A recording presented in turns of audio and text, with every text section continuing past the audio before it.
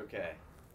Tell me about Mojo Hand. So me and Joe had been in some other bands. We wanted to split off from those bands and start something more like what we were listening to at the time, which was a lot of Grateful Dead. And we had some other guys in it, but we wanted Ian in it, so we convinced Ian to join. We were talking about the Grateful Dead, and we had just stumbled across this philosophical path of why they were so great, and somewhere in between there, Elijah asked if I would join.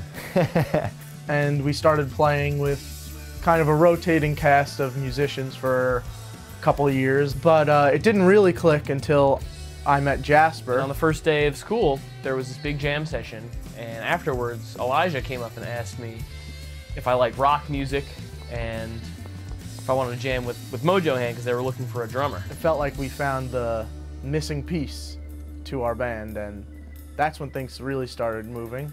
We're going pretty hard. I mean, like, pretty much the same schedule that we're getting back to now. There's like a show a week at least, and just like playing anywhere, everywhere we can. I think in 2019 we played at least one show a week, and I started developing my songwriting more. It was getting real good, and then, you know, March came and everything stopped. Everyone heard about coronavirus on the internet and in China and stuff, and it's just like, you know, there were like people joking about it, this and that, but it wasn't really anything serious. I remember looking it up and thinking, man, that's pretty scary, and then just seeing 1 million people the next day without even thinking about it. Last show we did before the quarantine started, there was less people on the streets, and I just remember thinking, like, is this gonna be our last show for a while?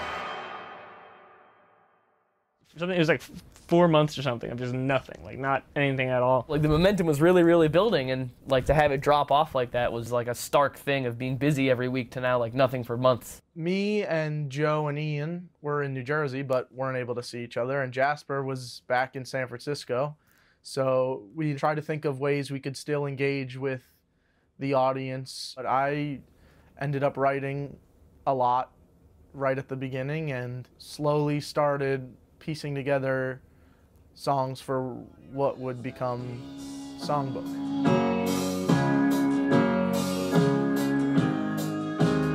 We just started like diving into it every single day. We were just working on the tunes, and like we didn't have time to see anyone else or do anything else.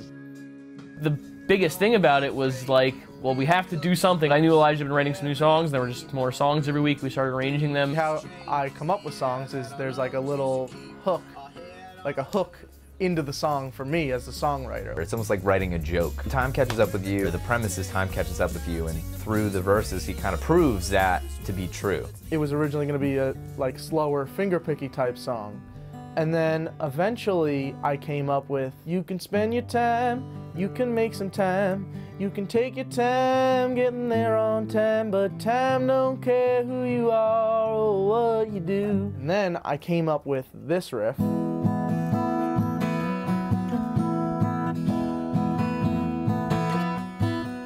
And then basically put those lyrics over it, and the song completely transformed.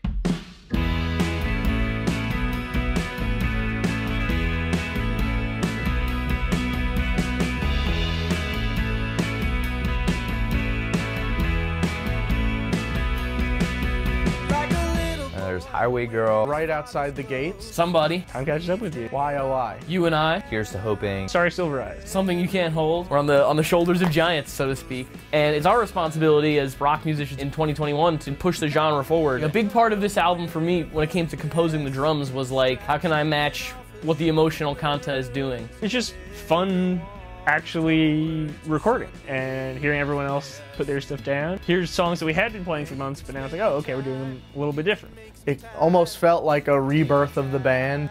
Being in an environment with like-minded people at a time of crisis, it brings you together. Does one person love the other so much more? It's like a seed that is gonna then sprout.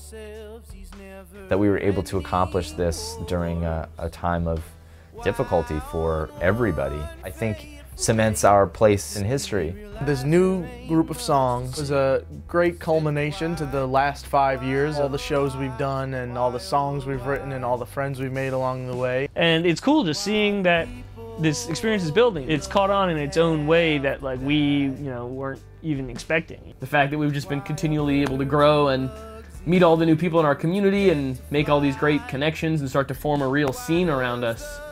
I think that just the more time goes on, like this momentum that we were lucky enough to power through and gain over COVID will only take us to new heights. We're just going to build on this amazing community that we've started. I plan on us pretty much just continue to take over the world. Why